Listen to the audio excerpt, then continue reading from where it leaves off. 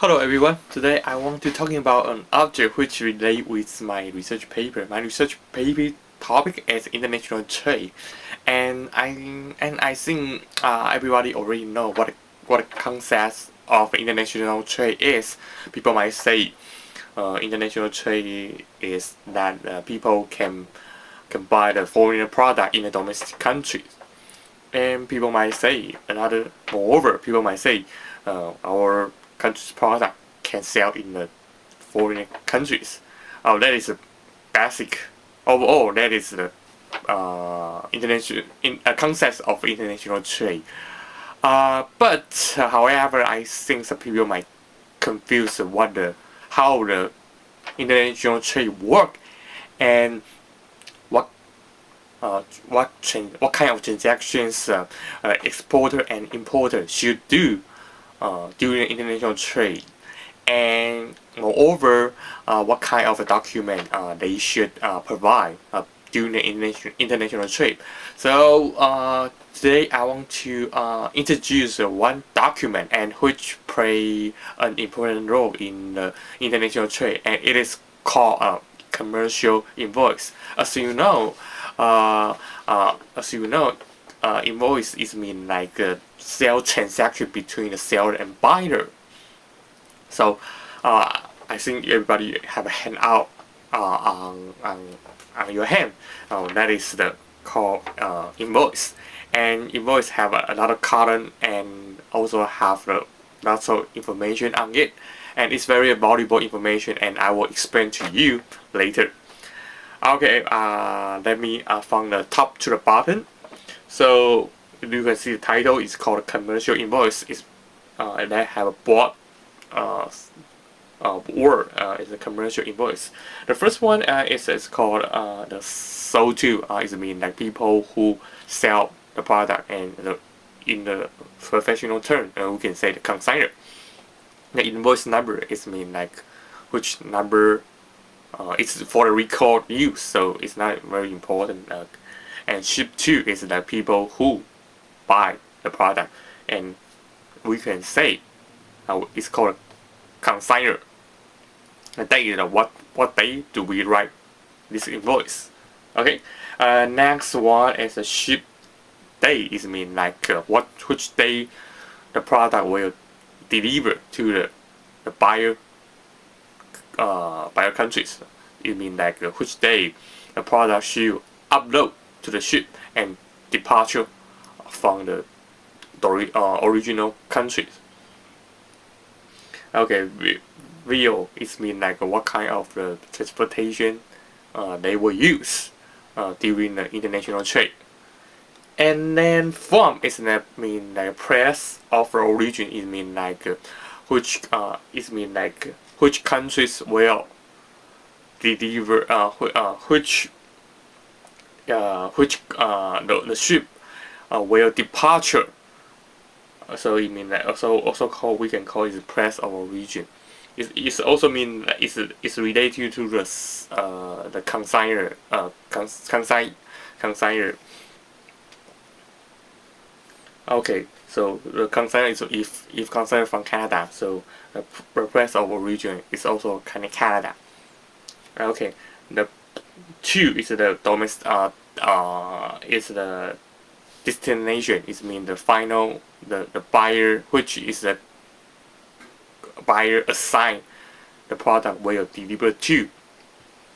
And in terms of payment, is mean like what kind of the way do you pay the money. For example, you can pay by the cash, pay by the check.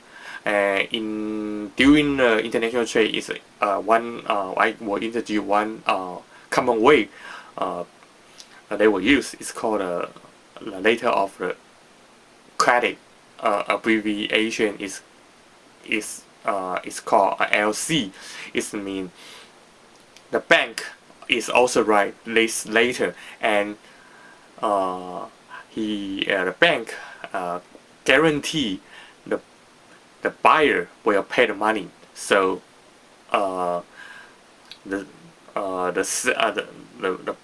bank will send this invoice to the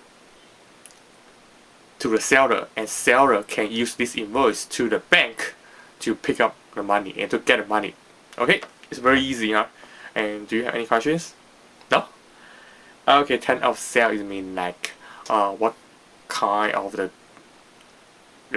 discount the seller offer to the buyer. If you, for example, if you pay less than 10 days and you can get a 10% discount.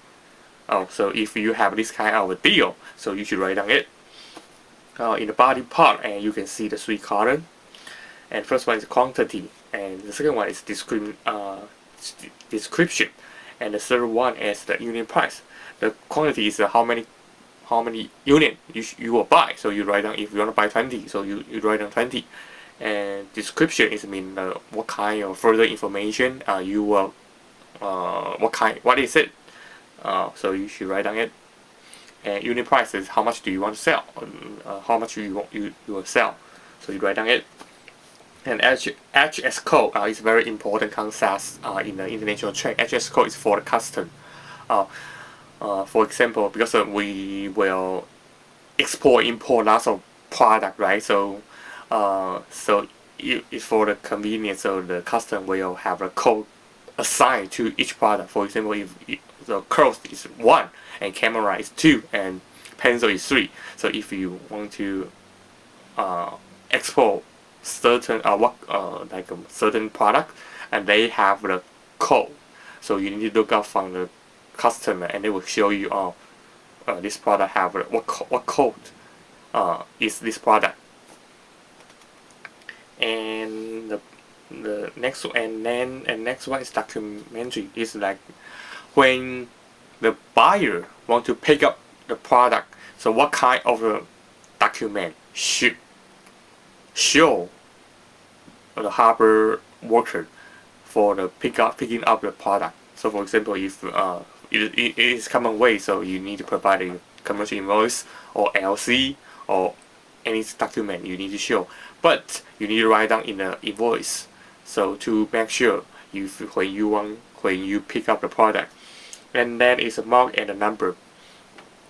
So when the seller will help you to load on the ship, so they have lots of product and will put together. So when you want to upload, so the products look like similar, right? So for if you want to pick up it quickly, so you should write some information on your box or your product. So for example, you write down your company name or some number or a special mark on your product on your box, so you can easy to pick up. Wow, so you should write down it. And the weight is, I have two columns on it. The first one is called gross weight. Gross weight is the product weight with a container, and net weight is the original weight of the product. Okay, so that's different. One is the weight with a container. The second one is the original weight of the product. And if all the entire information is correct, so the importer, or you can say the consignee, should sign in this column, so to make sure all the information is correct. Okay, that's it. It's about the commercial invoice. If you have any questions, you can raise your hand, and I will explain more. Okay, thank you for your attention. Have a good day.